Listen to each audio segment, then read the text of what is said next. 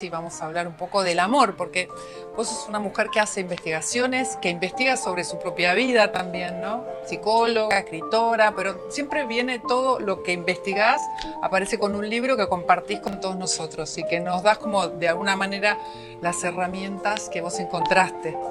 Y hoy yo quiero hablar del amor, porque tu libro tiene que ver con eso, ¿no? Del Así amor es. propio al amor al otro. Interesante. Y siempre hablamos del amor, amar a tu prójimo como a ti mismo. Eso es una máxima de una de las religiones más importantes, ¿no? De la religión católica. Pero hay que amarse primero uno mismo, ¿no? Bueno, es que esa frase yo siempre digo y a mis amigos sacerdotes o religiosas, que tengo varios, yo siempre les digo, ¿por qué en la catequesis, cuando éramos niños, nos enseñaron la mitad de esa frase? Y quedó en el ama a tu prójimo. O sea, no, porque además Jesús, que fue quien dijo la frase en teoría, fue muy inteligente en condicionar. Exacto. Porque colocó la palabra ¿cómo? Porque podría haber dicho ama a tu prójimo y a ti mismo y ya, ok. Pero fue un poquito más allá y puso la condición de decirte que tú ibas a amar a tu prójimo como te amabas a ti. Y de eso nunca se habló, digamos. O sea, hasta ahí llegó. Ahora, según mis amigos sacerdotes desordenados, dicen que a la iglesia no le convenía gente con demasiado amor propio. Porque evidentemente hubiéramos sido menos obedientes y más cuestionadores de muchas cosas, o hubiéramos puesto más límites tal vez, no tengo idea, pero lo que sí sé es que la frase completa no la aplicamos Pero nunca. si vamos ahí, ¿no? Al amor a uno mismo. No es tan fácil tampoco, aprender eso, aprender a amarse a uno mismo, a quererse a uno mismo, a aceptarse a uno mismo, a entenderse, a conocerse. Es difícil, es un trabajo arduo, difícil, es un trabajo de tiempo. largo y además no termina, uno no se gradúa, digamos. El que se crea graduado está equivocado. Yo siempre digo eso, porque creo que uno es alumno permanente de ese amor propio, porque dependiendo de qué, si yo mañana recibo una noticia importante en mi vida, me va a mover todo lo que pienso acerca de mí y eso se modifica. Y la otra cosa es que la gente se queda con las imágenes. Probablemente si nos miran a ti o a mí van a decir, bueno, pero ella tiene que tener mucho amor propio, digamos. A veces no es así, y ¿no? no es así. O sea, claro que no es así. Yo recién debo llevar como 8 años conscientemente trabajando el concepto en toda su profundidad. Y es muy difícil porque además creo que además se hace más difícil para lo femenino que para lo masculino. ¿Por qué? Ahí hay algo interesante. Porque a lo femenino, no voy a hablar de mujeres, voy a hablar de lo femenino como entidad, a lo femenino le cuesta más poner límites, por ejemplo, le cuesta más decir que no.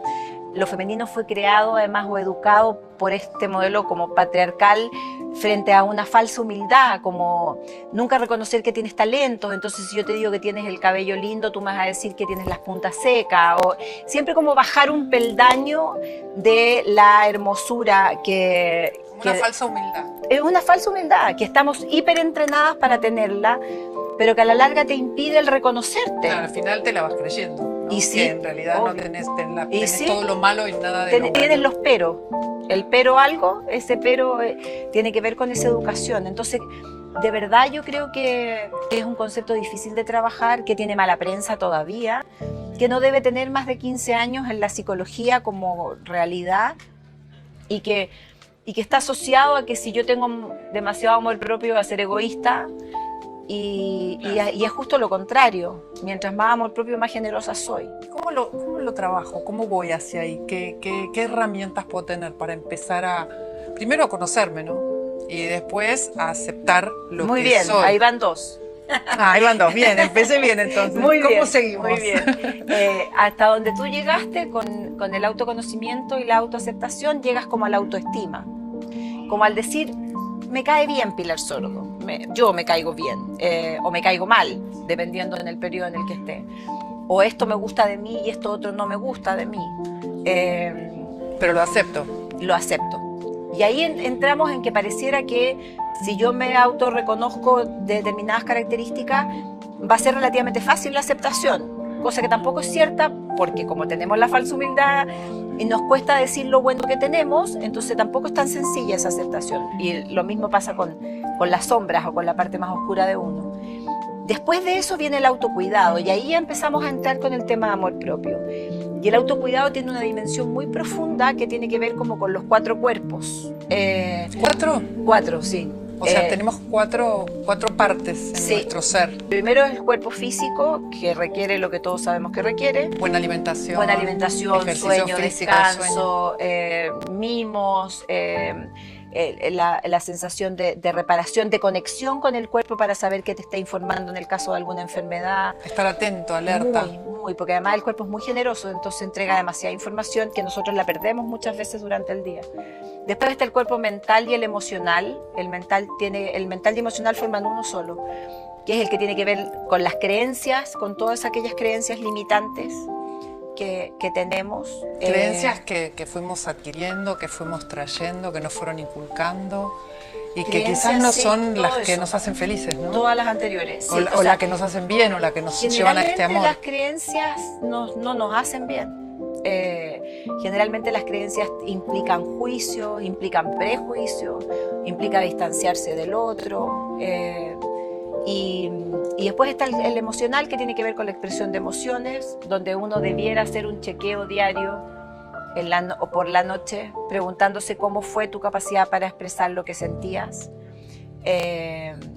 Si pudiste reír, si tenías ganas de reír, si pudiste llorar, si tenías ganas de llorar, etc. Después está el cuerpo energético, que tiene que ver con cómo cuidas tu energía, cómo la proteges.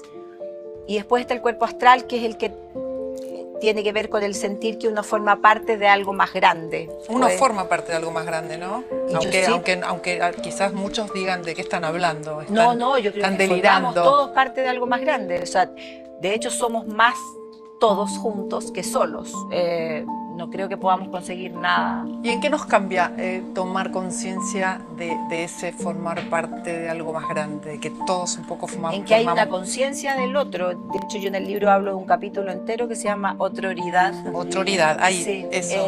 Que tiene que ver con que aparece el otro y con el otro formo, elaboro, invento, creo. Cuando yo miro, por ejemplo, todo lo que hay aquí, estos son puros otros que están todos con un solo objetivo dentro de la nación, digamos, para informar o lo que sea.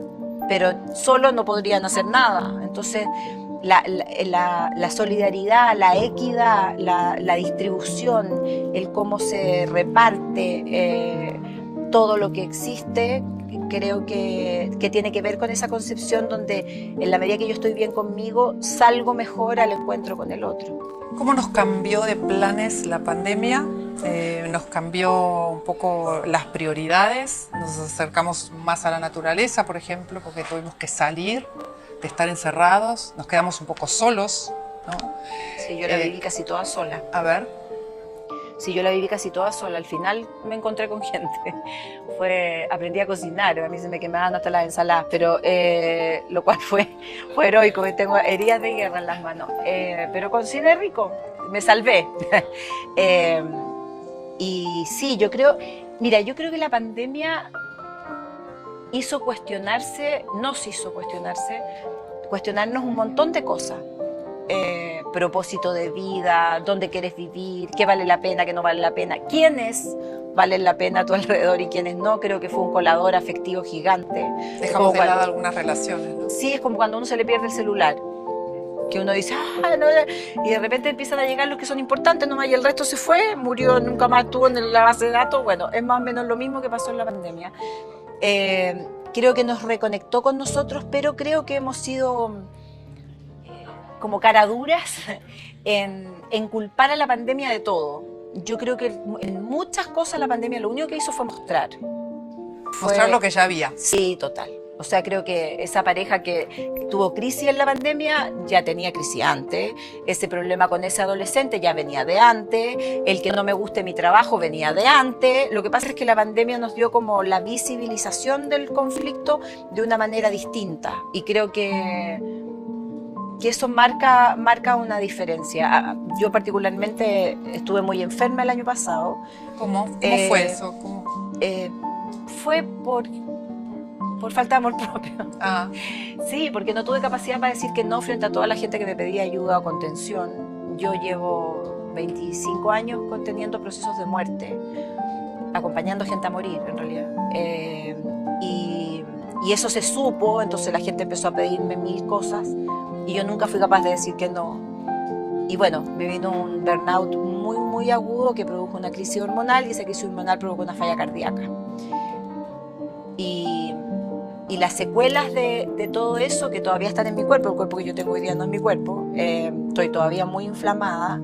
¿Te curaste? Sí, o sea, sí, pero me voy a demorar no sé cuánto tiempo más en desinflamar todo lo que dejó. Estoy como con las consecuencias del tema. Y eso no ha sido fácil tampoco, aprender a negociar con un cuerpo distinto, nada, ha sido mucho amor propio, ahí sí que ha habido mucho.